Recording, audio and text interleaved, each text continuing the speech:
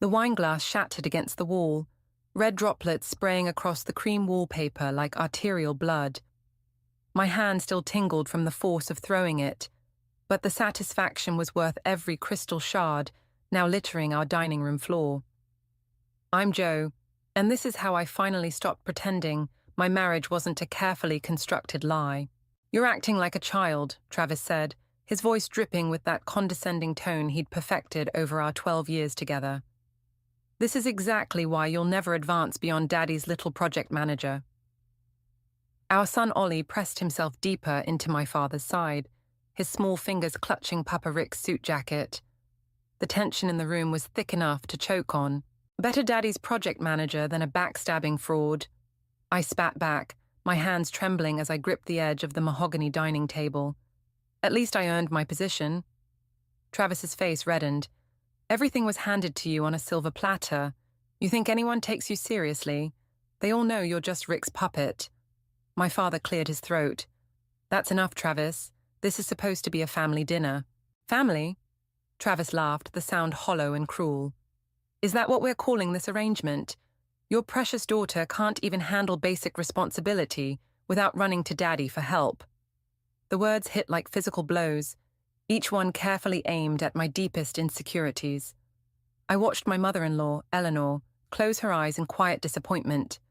She'd always been more of a mother to me than Travis's son. Mummy, Ollie's voice was barely a whisper. Why is Daddy being mean? Something inside me snapped. Travis, get out! Excuse me. You heard me. Get out of my father's house. Now. He stood slowly, adjusting his expensive tie with deliberate precision. You know what? I think I will. Better than watching you play victim again.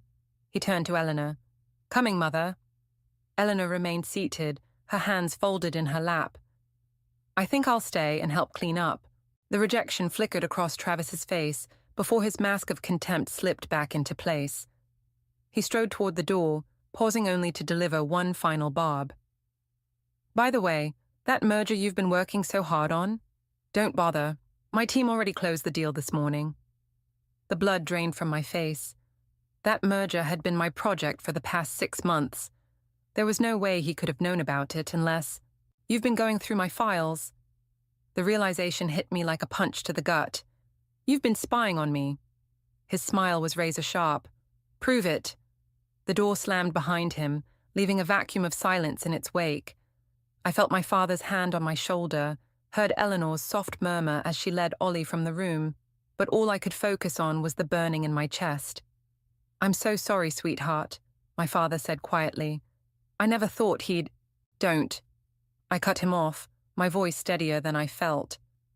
This isn't your fault. But I need you to be honest with me, Dad. Did you know? About the merger? He sank into his chair, suddenly looking every one of his 62 years. I got the call this afternoon. I was going to tell you tomorrow. I nodded slowly, pieces clicking into place. The late nights Travis had been working, the mysterious phone calls, the way he'd been needling me about work details that weren't his business. Joe, my father hesitated. What are you going to do? I looked at the wine staining the wall, at the scattered glass glinting like diamonds under the chandelier light. For the first time in years, I felt completely clear-headed. I'm going to destroy him, I said softly, and I'm going to enjoy every second of it. 3 days after the dinner disaster, I found Travis in Ollie's room, sitting on the edge of the race car bed, telling our son stories about how unstable I was becoming.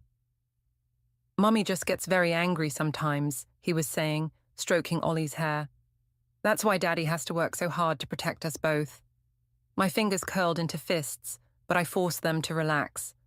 Ollie, sweetheart, time for breakfast. Go wash up. Travis didn't move as our son scampered past me. The moment Ollie was out of earshot, his gentle expression hardened into something uglier. You're late for work again. I'm exactly where I need to be. I stepped into the room, leaving the door open. Stop poisoning our son against me. Poisoning? He laughed, standing up. I'm preparing him for reality. You're becoming unhinged, Joe. First the scene at dinner, now these paranoid accusations about corporate espionage. You stole my merger. I made a better deal. That's business. He straightened his tie, a gesture I'd once found endearing. Maybe if you spent less time playing office with Daddy and more time learning how the real world works. Get out of his room. It's my house too. For now. Something dangerous flickered in his eyes. He stepped closer, using his height to loom over me. Is that a threat? Morning! A cheerful voice cut through the tension. Nate Roberts stood in the hallway, tablet in hand. Sorry to interrupt, but we have that strategy meeting in 20 minutes, Joe. Travis's jaw tightened. Who the hell are you? Nathan Roberts, sir. New project lead under Joe. Nate's smile was professional, but his eyes were sharp. We're restructuring after the merger situation. Your insight would actually be valuable if you have time to consult. I watched Travis process this, saw the calculation behind his eyes. Another time, he said finally. I have my own meetings to attend. He brushed past Nate, bumping his shoulder hard enough to make the tablet wobble. We waited until his footsteps faded down the stairs. You okay? Nate asked quietly. No. I sank onto Ollie's bed. But thanks for the save. How did you know to come up? Eleanor called me. Said you might need backup this morning. He leaned against the door frame. Smart woman, your mother-in-law. Smarter than I was. I stood up, smoothing my skirt. Did you bring the files? Nate nodded, swiping through his tablet. 3 instances of unauthorized access to our servers from Travis's IP address. 2 meetings with our competitors that weren't on any official calendar. And this, he turned the screen toward me, a series of emails to someone named Chloe discussing insider information about the merger. My stomach clenched. Chloe? Yeah, seems like a student intern at his company. The emails get pretty personal. The room tilted slightly. Of course there was another woman. There was always another woman with Travis. Joe? Nate's voice was gentle.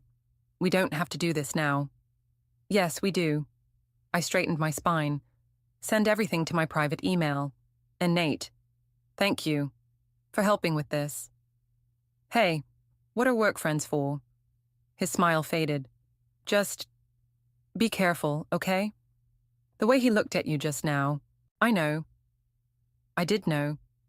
I'd seen that look before, in the early days of our marriage when things first started going wrong.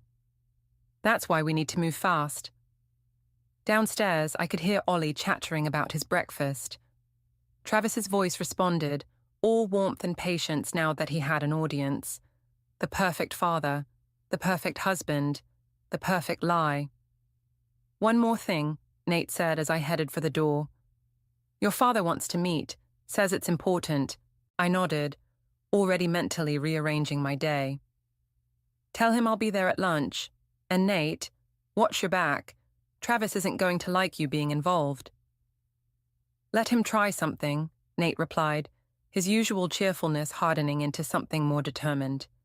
Some things are worth the risk. I touched the door frame where Travis had marked Ollie's height every birthday, wondering how many other memories in this house were as fake as my marriage. Yes, I said quietly. They are. The coffee shop was exactly the kind of pretentious place Travis would choose. All exposed brick and overpriced lattes. I watched Chloe Turner through the window, noting how young she looked hunched over her MacBook. 19. The same age I was when I first met Travis. My phone buzzed. A text from Nate. You don't have to do this. But I did. I squared my shoulders and pushed through the door, the bell's cheerful jingle at odds with the acid in my stomach. Chloe? She looked up, confusion flickering across her face. Yes? I'm Josephine Mitchell. I sat down across from her, watching recognition dawn in her eyes. Travis's wife. The color drained from her face. I don't... Please don't lie. My voice was steadier than I felt. I've read the emails. Her laptop screen slammed shut. He told me you were separated. Of course he did. I pulled out my phone, found a recent picture of Ollie at his kindergarten graduation. Travis's arm was around my waist, both of us beaming at the camera. This was 3 weeks ago. Tears welled in her eyes. I'm so sorry. I didn't know. He said you were cruel to him, that you were using your father's company to destroy his career. A laugh bubbled up in my throat, bitter as black coffee. Did he also tell you about accessing confidential files?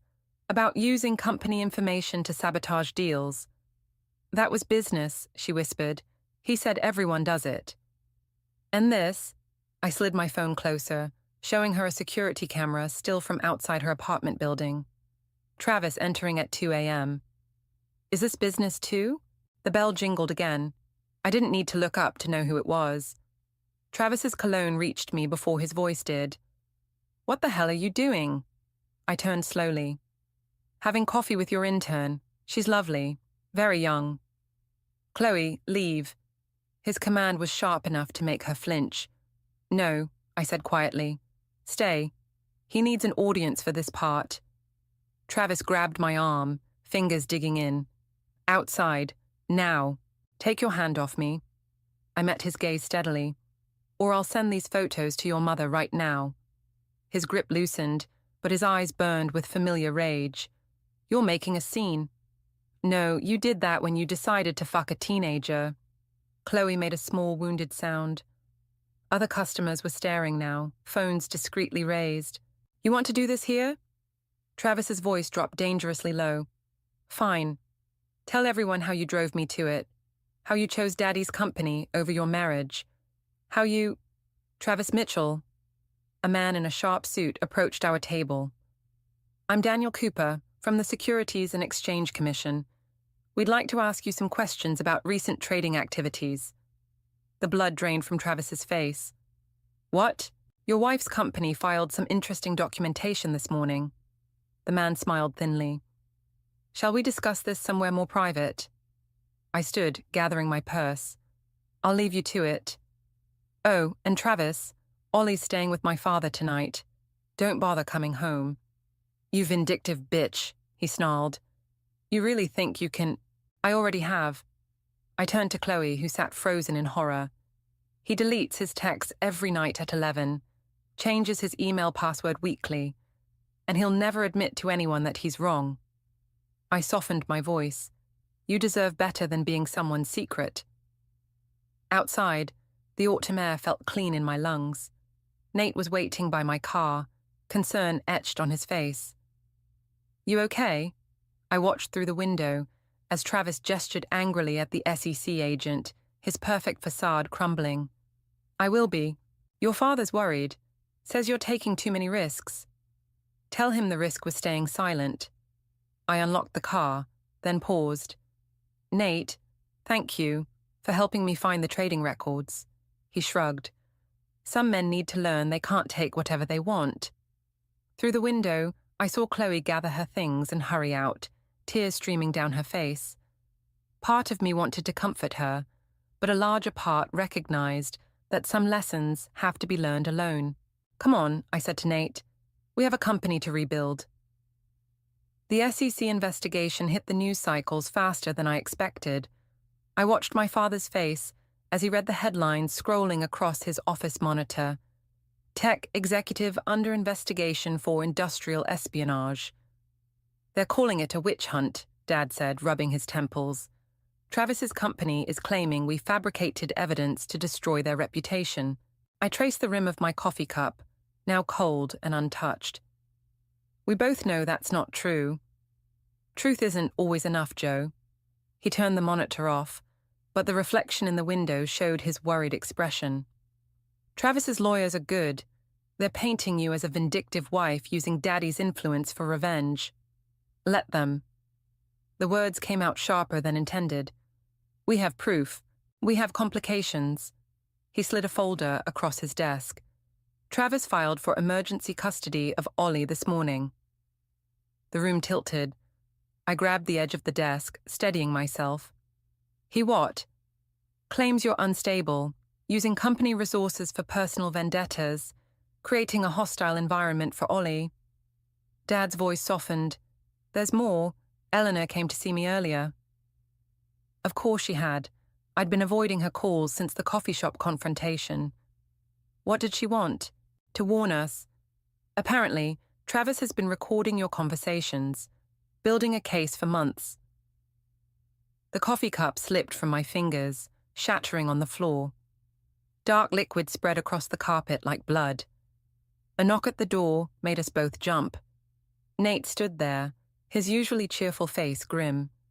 "Sorry to interrupt, but you need to see this." He held up his phone. A video played, me at the coffee shop confronting Chloe. The angle was awkward, clearly shot by another customer, but the audio was clear. "Tell everyone how you drove me to it." "It's trending," Nate said quietly. "Travis's PR team is spinning it as workplace harassment. They're saying you targeted a young intern to discredit their company." I watched myself on the tiny screen, saw how my controlled anger could be interpreted as threatening, saw how easily the truth could be twisted. "Joe," my father's voice cut through the rising panic, "whatever you're thinking, I need to see Ollie." I grabbed my purse, already moving toward the door. "He gets scared when his routine changes. He'll want his blue blanket for nap time." "Joe, stop." Dad caught my arm. "Travis's lawyers filed a temporary restraining order. You can't go near the house." The world narrowed to a single point of pain. "He's my son." "And we'll fight this," Nate said firmly. "But right now, you need to be smart. One wrong move and Travis gets everything he wants." I yanked free from my father's grip, pacing the office like a caged animal. "So I'm supposed to what? Sit here while he turns my son against me? While he destroys everything I've built? No." Dad's voice had that steel edge I remembered from childhood crises. "You're supposed to trust us. Eleanor's already documenting Travis's manipulation of Ollie. Nate's tech team is tracing the source of those recordings, but you need to give us time." "Time?" I laughed, the sound brittle. "While Travis plays the victim, while Ollie thinks I abandoned him, while we build a case that can't be dismissed as revenge," Nate corrected. "You taught me that, Joe. Sometimes winning means playing the long game." I stared out the window at the city below, at all the people going about their normal lives, while mine imploded. Somewhere out there, my 5-year-old was wondering why his mother hadn't come home. "Okay." I turned back to them, something cold and hard crystallizing in my chest. "You want the long game? Let's play. But this time, we're changing the rules." Dad and Nate exchanged worried looks, but I was already pulling out my phone, scrolling through contacts until I found the number I needed. "Who are you calling?" Dad asked. "Someone who knows all about Travis's games." I hit dial, waiting as it rang. "Hello, Eleanor. We need to talk about your son." Eleanor's hands trembled as she slid the USB drive across the cafe table. "He'll know it was me." "No, he won't." I pocketed the drive, fighting the urge to check its contents immediately. "Travis never thought you'd betray him." "Like he betrayed me?" Her laugh was hollow. "Did you know he emptied my retirement account last year? Said it was for a business investment." She twisted her wedding ring, the one Travis's father had given her 30 years ago. I believed him. My phone buzzed. A text from Nate. "Target moving, ETA 10 mins." "He's coming," I told Eleanor.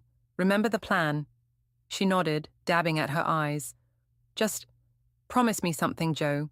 When this is over, let Ollie know his grandmother tried to fix things." The cafe door chimed. Travis strode in, all polished confidence until he spotted me sitting with his mother. His steps faltered. "What's going on here? Can't I have coffee with my daughter-in-law?" Eleanor's voice was perfectly pitched, worried, slightly defensive. "Not when there's a restraining order." Travis turned to me, jaw clenched. "Leave, now." "Actually," I checked my watch, "I have 4 minutes before I'm in violation. Plenty of time for you to explain to your mother about Chloe's abortion." The color drained from his face. Eleanor gasped. "Mother, she's lying. The clinic records say otherwise." I stood slowly. "Along with the wire transfers from your mother's retirement account. Tell me, Travis, does your PR team have a spin for that?" His hand shot out, grabbing my wrist. "You vindictive." "Travis Mitchell?" A woman in a sharp suit approached our table. "I'm Detective Sarah Chen. We'd like to ask you some questions about certain financial transactions." Behind her, 2 uniformed officers positioned themselves near the exits. Through the window, I saw Nate giving a thumbs up from his car. "This is harassment," Travis snarled, but his grip loosened. "No," Eleanor said quietly. "This is karma." She pulled out her phone, showing him the screen. A recording was playing, his voice clear as he detailed plans to embezzle company funds. "Mother, I'm sorry, baby." Tears rolled down her cheeks. "But I can't watch you destroy more lives." Travis lunged for the phone. The officers moved faster, catching his arms as Detective Chen read him his rights. The cafe had gone silent, phones recording everything. "You'll regret this," he spat at me as they led him away. "I'll make sure Ollie knows exactly what kind of mother you are." "No," I replied calmly. "He'll know what kind of father you are. The court-appointed guardian is reviewing your recordings right now, the ones where you coached him to lie about me." His face contorted with rage, but the officers were already escorting him out. Through the window, I watched them guide him into a patrol car, his perfect suit wrinkled, his carefully constructed world crumbling. Eleanor's sob broke the silence. I reached for her hand, but she pulled away. "I did the right thing," she whispered, more to herself than to me. "I did the right thing." My phone buzzed again. A message from Dad. "Ollie's guardian called. You can see him tomorrow." Relief made my knees weak. I sank back into my chair, the weight of the past weeks pressing down on me. "Was it worth it?" Eleanor asked suddenly. "All this pain, this destruction, was revenge worth it?" I thought about Ollie, about the look in Travis's eyes when he realized his own mother had turned against him, about the years I'd spent doubting myself. "It wasn't about revenge," I said finally. "It was about truth. Sometimes they just look the same." Outside, rain began to fall, washing away the last traces of Travis's fingerprints on the cafe window. Tomorrow, I would hold my son again. Tomorrow, we would begin rebuilding. But today, sitting across from the woman who had sacrificed everything to help me, I understood that victory and loss were sometimes the same thing too. The holding cell smelled like despair and cheap disinfectant. I pressed my forehead against the cold concrete wall, trying to process how everything had gone so catastrophically wrong. "Your father's lawyer is on his way," Nate said through the bars. "Just hang tight." "Did they find Ollie?" His hesitation told me everything. After Travis's arrest, our son had vanished, along with a significant portion of Eleanor's remaining savings and Travis's emergency passport. "He couldn't have gotten far," Nate offered. "Every airport's been notified." "He's not going to airports." My voice sounded hollow even to me. "He's punishing me, making sure I feel exactly what he felt when we took everything from him." Detective Chen appeared behind Nate, her expression grim. "Mrs. Mitchell, we need to discuss the new evidence that surfaced." They led me to an interview room where a laptop waited.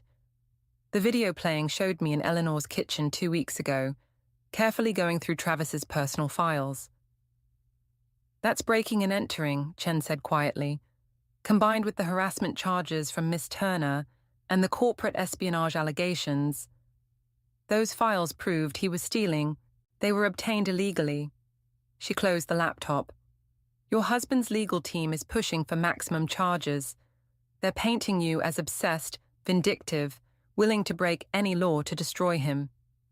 And Ollie, if we find him with your husband, given these circumstances," she let the implications hang in the air. My father burst into the room, followed by our family lawyer. "Joe, don't say another word," but I barely heard them. My phone had just lit up with a message from an unknown number. A photo of Ollie, sleeping on what looked like a boat cabin bed. Below it, Travis's words, "You took my life, seems fair I take yours." "He's on his father's boat," I whispered, "the one in Marina del Rey." "Joe," my father warned, "let the police handle this, like they handled the restraining order, the custody hearing." I stood up, my chair scraping against the floor. "Every time we've done things the right way, he's been 3 steps ahead." "Mrs. Mitchell," Chen interjected, "if you leave now—" "You'll what? Arrest me again?" I laughed, the sound brittle. "My son is with a man who's facing criminal charges, who's already proven he'll do anything for revenge. Every minute we wait." Nate stepped forward. I'll drive. Both of you will stay right here, my father commanded. Joe, think about what you're risking. I looked at him, really looked at him, seeing for the first time how old he'd grown during this ordeal. I'm sorry, Dad, but I stopped playing by the rules the moment he involved Ollie. The next few moments were chaos.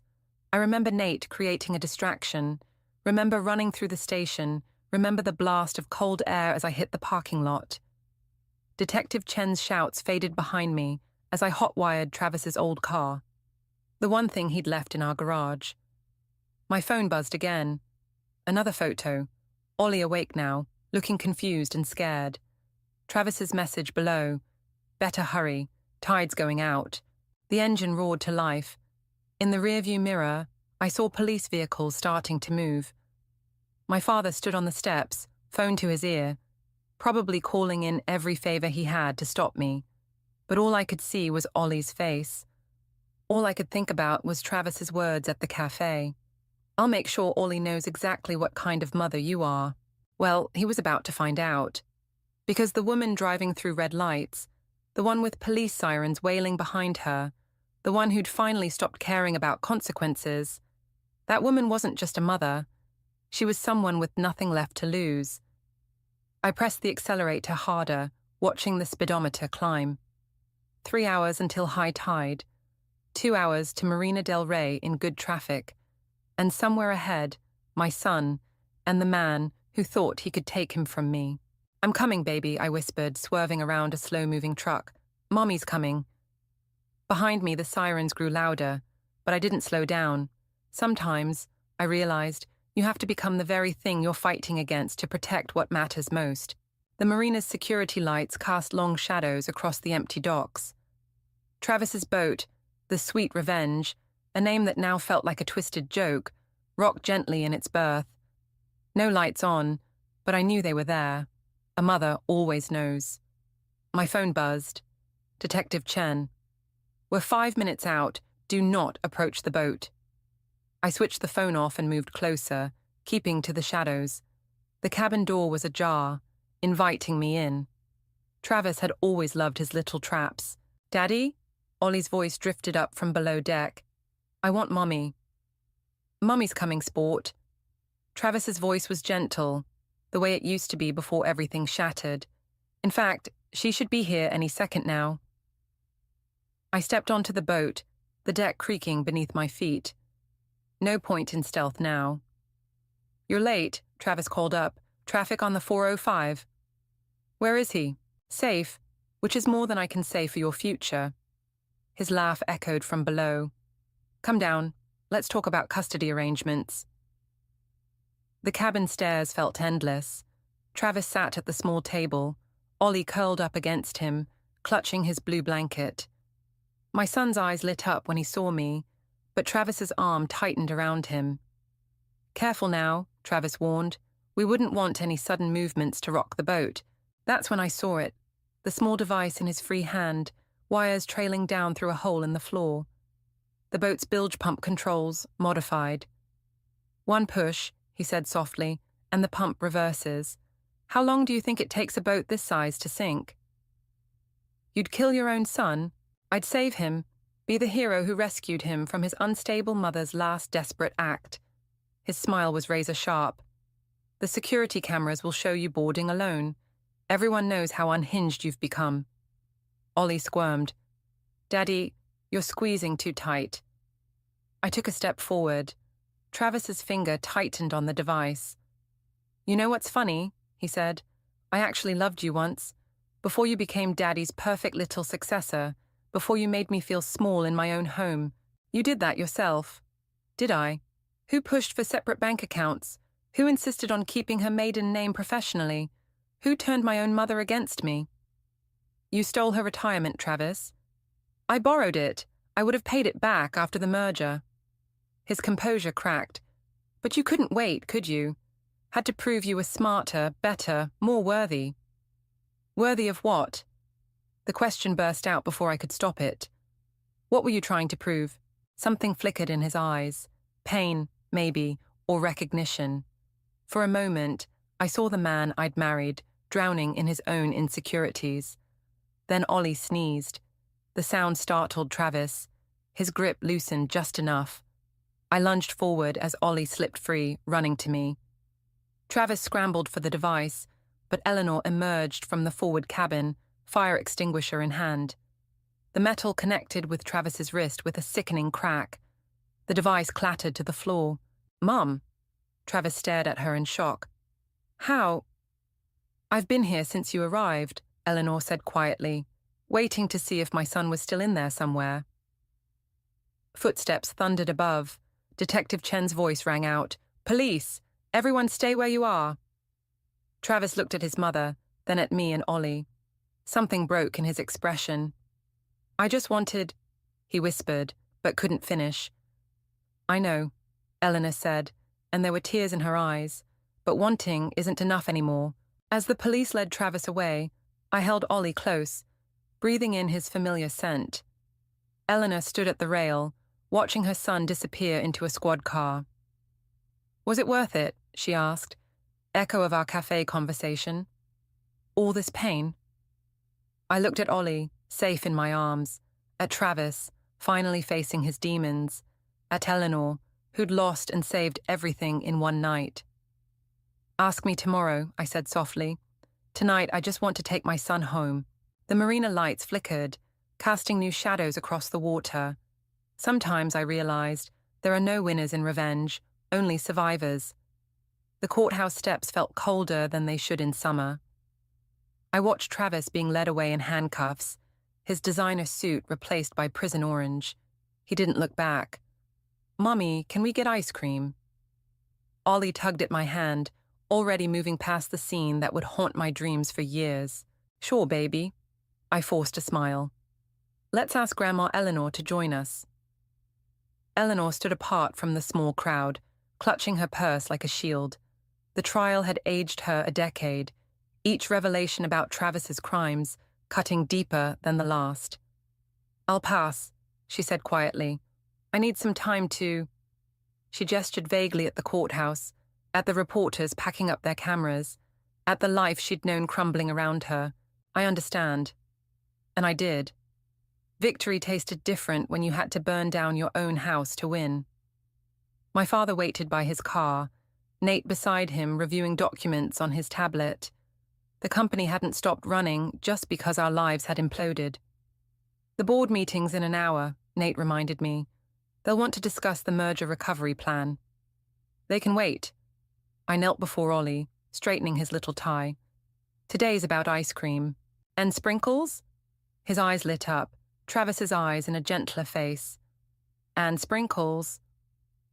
A familiar figure caught my attention, Chloe Turner, hovering uncertainly near the courthouse entrance. Our eyes met. She started to approach, then stopped, her youth and vulnerability stark in the harsh sunlight. "Go ahead," I told Nate. "I'll catch up." Chloe's hands twisted together as I approached. "I just wanted to say, I'm sorry for everything." "I know." He seemed so... She struggled for words. Perfect, until he wasn't. That's what makes men like Travis dangerous. I watched Ollie climbing into my father's car, already chattering about ice cream flavors. They show you exactly what you want to see. "How do you start over?" The question burst from her like a confession. After someone breaks you apart, I thought about the wine glass shattering against the wall that first night, about Eleanor's trembling hands passing me the USB drive, about Travis's face when his own mother testified against him. "You don't start over," I said finally. "You build something new from the pieces you have left." She nodded, understanding more than her 19 years should allow. As she walked away, I saw a shadow of my younger self, the woman who once believed love meant making yourself smaller. "Ready to go?" my father called. "Almost." I turned to Eleanor, still standing alone. "Ice cream offer still stands. Ollie would love his grandmother there." She hesitated. "Joe, I don't know if I can—" "We're both building something new," I said softly. "Might as well do it together." A ghost of a smile crossed her face. She took one last look at the courthouse doors, then walked toward us. My phone buzzed. A text from Detective Chen. Travis wants to talk. Says it's important. I deleted the message without responding. Some conversations weren't worth having anymore. In the car, Ollie debated ice cream toppings with his grandmother, while my father and Nate discussed quarterly projections. Normal life, piecing itself back together in small moments. "Mommy," Ollie's voice pulled me from my thoughts. "Are you still angry at Daddy?" The question hung in the air. Eleanor's breath caught. My father's hands tightened on the steering wheel. "No, baby." I touched his cheek, seeing futures branching out before us. Some bright, some dark, all uncertain. "I'm not angry anymore, just ready for our next adventure." He beamed, satisfied with the answer only a child could accept so simply. But as we drove toward the ice cream shop, I caught Eleanor's knowing look in the rearview mirror. Sometimes revenge isn't about destroying someone else. Sometimes it's about refusing to let them destroy you. Sprinkles, I decided, making Ollie giggle. Definitely sprinkles, because that's how you build something new. One small, sweet choice at a time.